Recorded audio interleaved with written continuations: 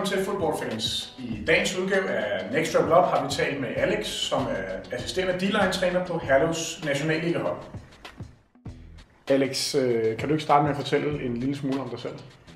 Jo, jeg er 25 år og er D-line-træner på Herlev Rebels NL-hold, hvor jeg også hjælper head coach Johan Williams med defense. Hvordan kom du til Herlev Rebels? Jeg startede sidste år som var udset til at være træner for U16-holdet, assistenttræner, og endte så med at være head coach og føre dem til finalen.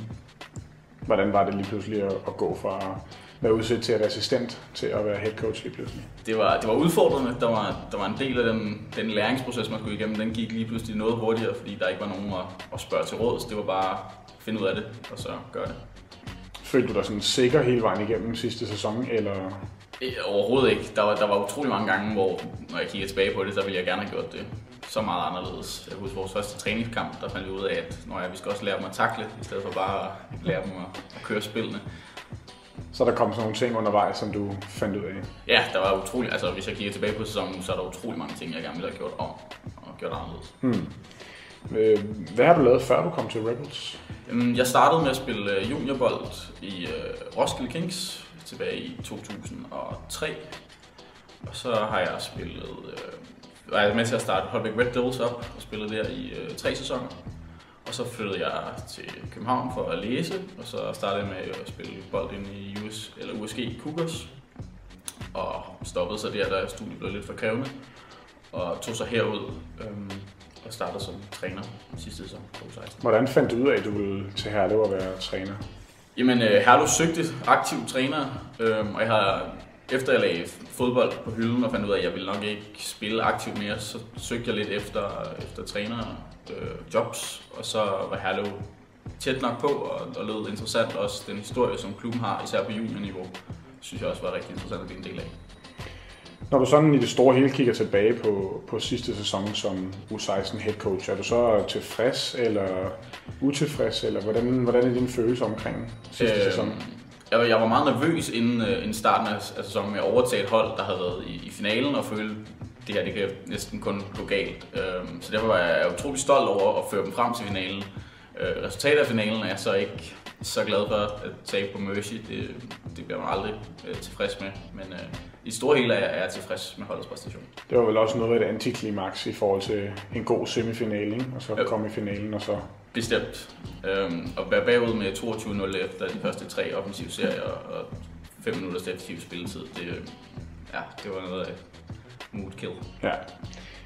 Hvad er det for nogle ting, der gik galt i finalen, som du ser det? Altså, det er jo selvfølgelig måske en kombination af flere ting, men... Jeg tror, at det var meget mentalt. Vi havde mange nye spillere på vores hold, og der er nok mange, der var tilfredse med at være i finalen. Og så mødte vi et Towers hold, som også havde slået dem året før på samme, altså også i finalen. Og det tror jeg også lå lidt mentalt i... Men altså, jeg tror, vi havde haft små chancer for at vinde, men at tabe på Mercy, det kunne vi godt have gjort bedre. Så du havde gerne set i hvert fald en lidt mere tæt kamp? Ja, bestemt.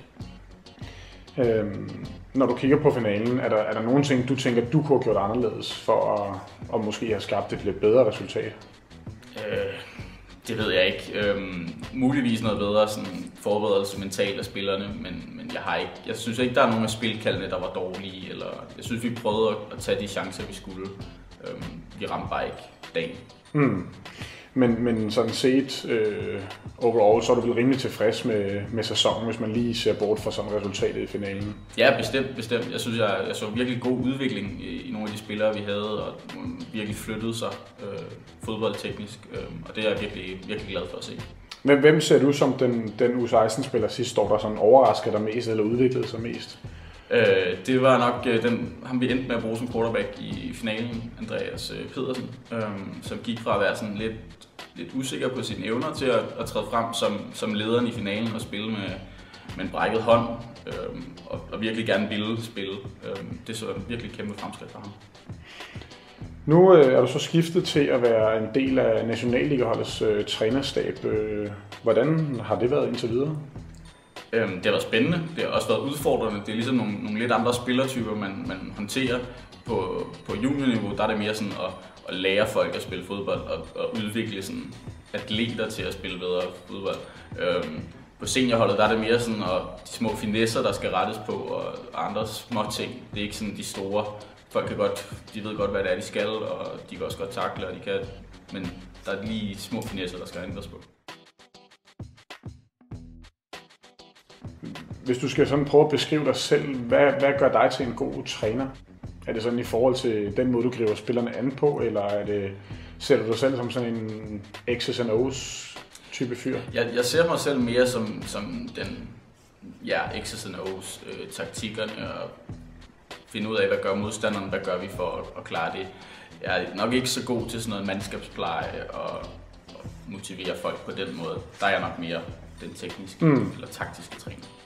Har du lært nogle ting i forhold til det der med taktik og strategi fra Johan Williams på nationalligaholdet? Jeg prøver at suge så meget til mig som overhovedet muligt. Det er blandt andet en af de grunde til, at jeg tilknyttede mig NL-holdet. Det var at lære så meget som muligt fra ham. Fordi han er en af de bedste defensive-minded trænere, der er i Danmark i øjeblikket. Hvordan ser du sådan din egen fremtid, sådan, hvis vi først kigger på i løbet af de næste par år? Jeg vil gerne blive på NL-holdet for at lære så meget af Williams som overhovedet muligt. Og så vil jeg godt tænke mig at komme tilbage til juniorfodbold, fordi jeg synes, det er spændende at udvikle spillere og se den der udvikling, de går igennem, bare hen over en sæson, men også at kunne få lov til at gøre det over flere sæsoner med samme spillere. Og måske også bygge nogle ting op igennem at have et hold for eksempel igennem 3 år. Hvad med, hvis vi bare kigger på den her sæson, som står for døren, vi starter lige om lidt med 2013-sæsonen.